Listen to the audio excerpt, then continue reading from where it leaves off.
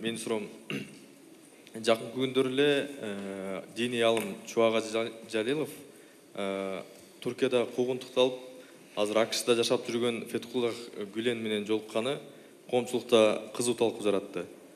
Бул боюнча сиздин пикириңиз кандай?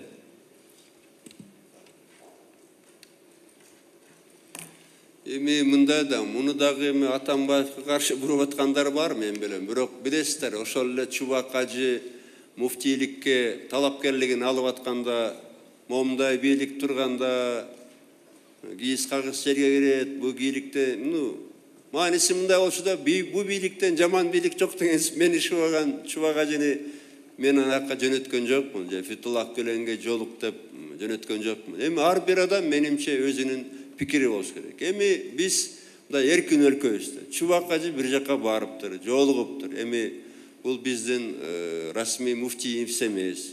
Же мисалы бул бир бийликтин бир бутагынын өкүлү барган эмес. Мен мисалы бул Гүленди тааныбайм. Ал киши такыр эле карып калды менимче. Бизге билесиңер, түрк бир туугандарыбыздын таарынып атканы мына Сибат деген мектептерди мен жаптырбай койдум. Ачык айтайын, бул эң мыкты мектептер. Албетте, алардын өтүнүчүнөн кийин биз чын эле ал жерде биздин көзөмөлдү күчөттүк. Сибаттын 35% азыр биздин билим берүү министрлигинде. Ачык эле айттык, бизге бериле деп. Акчасын төлөйбүз, же бөлүп, же мындай бериле деп 35%-ын бизге өткөрүп берди. Ал да бир топ каражат. Экинчисинен мына Сибат дебей Сапат деп койдук. Көзөмөлдү күчөттүк. Мугалимдин азыр менимче 90%-ы, 95%-и кыргыздар жолу. Анан кийин жанагы түрктүн элчиси айтып атпайбы, Кыргызстанда Гүленди колдогон 3,5 миң киши иштейт деп. Ошо Сапаттын мугалимдери да. Эми Сапаттын мугалимдерин, мектептин мугалимдерин террорист көрсөңөр, мүмкүн анда бир докторго барыш керек да, ошондой элчилерге. Менимче да, мен таарынбайсың. Менимче акыл эси ордундабы жокпу. Биз мектептерди жаптырбайбыз, ачык айтайын.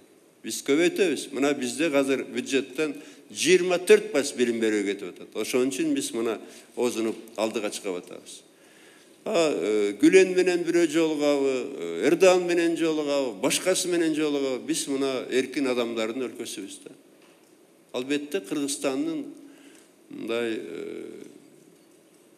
расмий адамдары барып жолукса, анда чара көрүш керек болот да, ачык айтайын. Анда чара көрөбүз. Бирок эми ал мындай бейрасмий адам да Чубакажы. Ал каалаганын кыла берет. Ал жалаң эле түрктөрдү эмес, мына мени деле шыбап атат. Эмне дейбиз? Ал киши угуш керек. Кээ бирде мактайт, кээ бирде шыбайт.